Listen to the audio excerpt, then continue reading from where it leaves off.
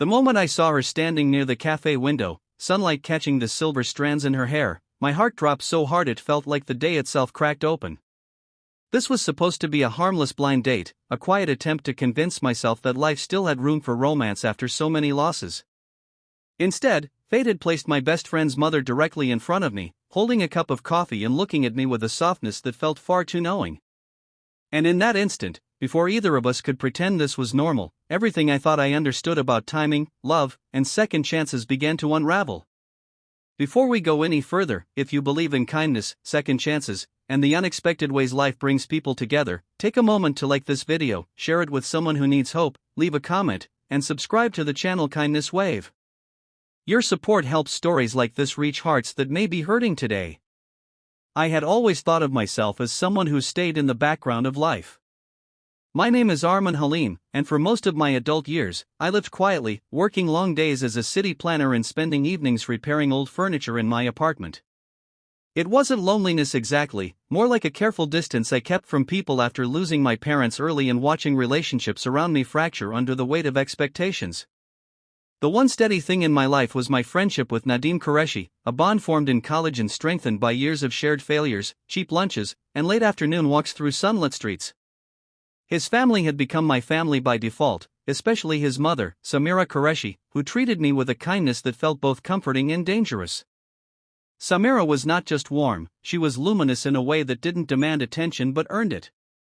She worked as a school counselor, spent her mornings helping children find their footing, and her afternoons tending a small rooftop garden that smelled of basil and sunlight. I had known her for over a decade, always as someone off limits, wrapped safely in the role of best friend's mom. Yet over time, I began to notice small things that unsettled me, the way she listened without interrupting, how her laughter lingered in a room, how she understood silence better than most people understood words. I buried those observations deep, convincing myself they were just gratitude and respect. That Saturday afternoon, the city was bright and alive, the kind of day that made you believe anything could happen. Nadim had insisted I agree to a blind date set up by one of his co-workers, claiming I was wasting my life hiding behind routine. I chose a quiet cafe filled with natural light and wooden tables worn smooth by years of conversations.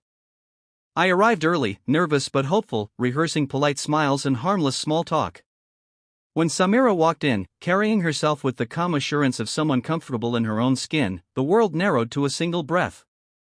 She recognized me instantly, surprise flickering across her face before settling into something thoughtful. We stood there, suspended in the hum of midday chatter, both aware that something unspoken had crossed a line. She had come to meet a friend for lunch, she explained later, but in that first moment, none of the explanations mattered. What mattered was the question she posed to me, not as a challenge, but as a gentle unveiling of a truth I had refused to face. She wondered, with a mix of curiosity and vulnerability, why I had never considered the possibility that stood quietly between us all these years. I left the cafe shaken, the blind date forgotten, my carefully ordered life suddenly disrupted. For days, I replayed that encounter, walking through sunlit streets and noticing how the world seemed sharper, more alive. I struggled with guilt, with loyalty to Nadim, and with the fear of misreading kindness as something more. Samira represented stability and warmth, but also risk. Loving her could mean losing my closest friend, fracturing the only family I had left. What I didn't expect was how gently things began to change. Samira and I started crossing paths more often, always in daylight, always in ordinary places, the local market, the park benches where children laughed, the school courtyard after counseling sessions. There was no secrecy, only an honesty that felt almost sacred. We spoke about life, about grief and resilience, about how dreams evolve as time moves forward. Each conversation peeled away layers of fear I hadn't realized I was carrying. Nadim noticed, of course. He always did.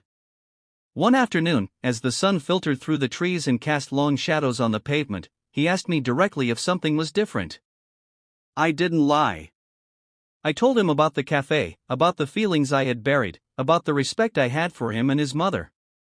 The silence that followed felt endless, stretching across years of shared memories. But then something unexpected happened. Nadim exhaled, his shoulders relaxing, and he admitted he had seen this coming long before I had. He told me his mother deserved happiness, that love wasn't something to be rationed by age or circumstance, and that our friendship was strong enough to survive honesty. That conversation didn't solve everything overnight, but it opened a door. Samira and I took our time, letting trust grow in the open air of daytime walks and shared meals. There was something profoundly healing about loving someone without hiding, about discovering joy in simple routines. She taught me that vulnerability wasn't weakness, that choosing happiness after loss was an act of courage. The challenges didn't disappear. There were whispers from extended family, raised eyebrows from acquaintances who preferred neat categories. There were moments when doubt crept in, when I wondered if the weight of expectations would crush what we were building. But each time, Samira met those moments with grace, reminding me that life rarely rewards those who play it safe. One particular afternoon stands out, etched in warm light. We were sitting on a park bench, watching the city breathe around us. Children ran past, elderly couples shared quiet smiles, and for the first time, I felt fully present in my own life. I realized then that love doesn't always arrive loudly. Sometimes it waits patiently, growing stronger in the background until you are brave enough to see it. As our relationship deepened, I found myself changing in ways I hadn't anticipated. I laughed more. I slept better. I started planning for a future that included more than just survival. Samira encouraged my creative side, helped me see beauty in my own resilience. In loving her, I learned to forgive myself for years of emotional caution. If you're still watching, take a moment right now to comment where you're watching from and share whether you believe love can find us at unexpected times. Your stories matter, and they might give someone else the courage to hope. The turning point came during a simple family gathering, held in the middle of a bright afternoon. There was food, laughter, and the easy chaos of people who cared for one another. Nadine raised a toast, speaking about chosen family and the strange, beautiful paths life takes. In that moment, surrounded by acceptance, I understood that fear had kept me small for too long. Choosing love, even when it's complicated, was the bravest thing I could do. Today, when I think back to that cafe and the way my heart stumbled at the sight of Samira in the sunlight, I feel grateful. Grateful for timing that felt cruel but proved kind. Grateful for a friend who valued honesty over tradition. Grateful for a love that taught me it's never too late to begin again. If this story touched your heart, if it reminded you that kindness and courage can rewrite even the most unexpected chapters, please like this video, share it, and leave a heartfelt comment. Your engagement helps spread stories of hope to those who may need them most. And before you go, make sure to comment one word that describes how this story made you feel. Sometimes a single word can carry a lifetime of meaning. Life doesn't always follow the script we expect.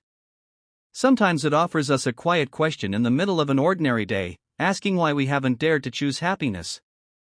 When we finally listen, we may discover that the love we were searching for has been there all along, waiting patiently in the light of day.